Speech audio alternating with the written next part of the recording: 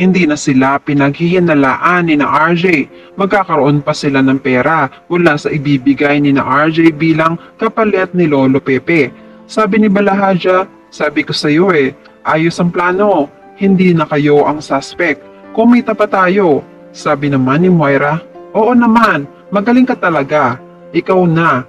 Sabi naman ni Balahaja, oh ma'am, basta ang hatian natin 70% ang akin dito. Sabi ni Moira, lugi nga ako dyan Sabi naman ni Balahaja, ma'am, ako naman ang nakaisip nito Sabi naman ni Moira, basta, siguraduhin mong hindi ako sasabit dyan Sabi naman ng lalaki, ma'am, hindi baguhan ang kausap nyo. Tanong ni Moira, paano, ibabalik ba natin si Tanda? Paano yung sikreto namin? Sabi ni Balahaja, madam, kaya nga mas malaki ang cut ko Hindi nyo na po problemahin si Tanda. Ako na ang bahala doon. Hindi niya masasabi ang sikreto nyo. Bago magtapos ang usapan, sabi ni Moira, siguraduhin mo napangiti siya, ngiting tagumpay. Samantala malakas ang kutob ni Harry na may nangyayaring masama kay Lynette dahil sa kapirasong papel na may nakasulat na help. Binalikan niya agad ang bahay ng tatay niya. Nakarating na si Harry sa bahay. May nakita siyang isang sasakyan na hindi naman pamilyar sa kanya. Ito na nga, may ibang tao na nga sa loob ng bahay. Tinalon niya ulit ang bakod para makapasok siya sa loob. Palibhasa sa bahay ito ng tatay niya kaya alam niya ang mga pasikot-sikot dito. Pinuksan niya ang sliding door sa kitchen. Tinatawag niya ng mahina ang pangalan ni Lynette. Kinuha niya muna ang vase bilang pangdepensa niya. Naramdaman niyang may pababa sa hagdan at nagtago muna siya. Nakita ni Harry ang isang lalaking nakamaskara. Umalis ito parang papunta sa kusina. Dali-daling umakyat si Harry sa itaas at hinanap si Lynette. Samantala, nasa kwarto si Lynette kung saan andito ang mga gamit ni Annalyn. Nag-aaway sila ng lalaki dahil pinakikialaman ang uniform ni Annalyn at inaamoy. Nababastusan si Lynette kaya inagaw niya. Nasampal niya ang lalaki pero nagalit sa kanya ang lalaki. Pinagbantaan na siya. Sabi ng lalaki, namimihasa ka na Mukha lang ako mabait pero wag mo ako sasagarin. Baka hindi ka na makita ng pamilya mo.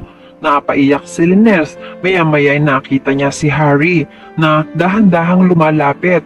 Sumesenyas na huwag maingay. Sabi ni Lynette sa lalaki, baka ikaw ang hindi makita ng buhay ng pamilya mo. Nagalit na naman ang lalaki. Pero bago pa siya masaktan ay nahampas na ni Harry ang lalaki sa ulo. Napuruhan ni Harry. Nawalan agad ng malay ang lalaki. Agad hinila at nilabas ni Harry si Lynette. Okay lang po kayo? Hindi ba kayo nasaktan?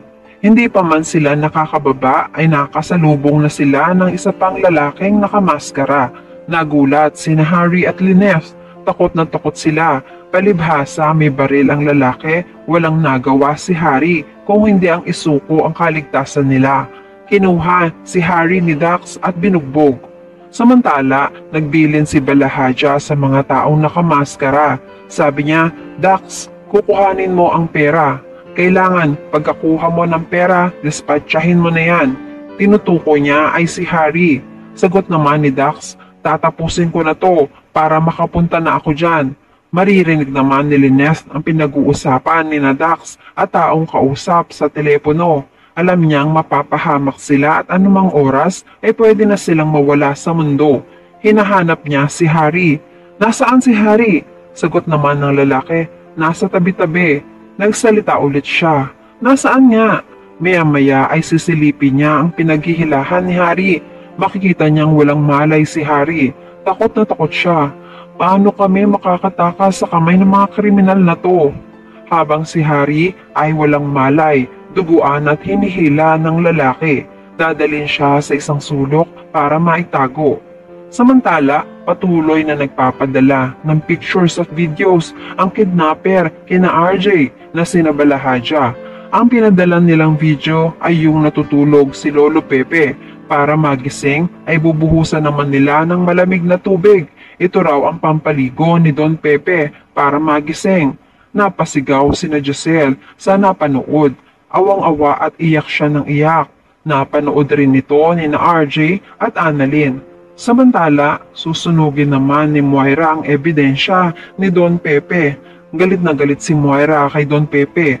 Sabi niya, hindi ako makakapayag na masira ang buhay namin ng dahil lang sa'yo at sa DNA test na to. Masusunog na ng tuluyan ang resulta ng DNA. Akala nyo ba tanda ay maiisahan nyo ako? Ako si Moira Tanyag, hindi nyo ako maiisahan. Samantala nakahanda na ang pera, 100 milyong piso. Nakaabang rin si Moira sa balita at sa tawag ni Balahaja kina RJ. Maya-maya nga ay tumawag na si Balahaja kay RJ. Sabi ni RJ, nasa amin na ang pera, saan tayo makikita? Nagbilin naman si Balahaja. Ite-text ko na lang, tandaan mo ha, ikaw lang mag-isa. Kapag niloko mo kami, sa susunod, sa sarili niyang dugo maliligo ang tatay mo. Takot na takot si Giselle. Nagkukunwari naman na nagmamalasakit sina Moira at Zoe. Pero mababalitaan ito ni Kinito dahil loyal siya kay Don Pepe. Siya mismo ang magliligtas kay Don Pepe. Bago pa makipagkita si RJ sa mga suspect, nakausap na niya si Giselle na pag-aralan ni Kinito ang mga hakbang na dapat gawin. Mauuna siya sa lugar ng meet-up ni na RJ at ng mga suspect.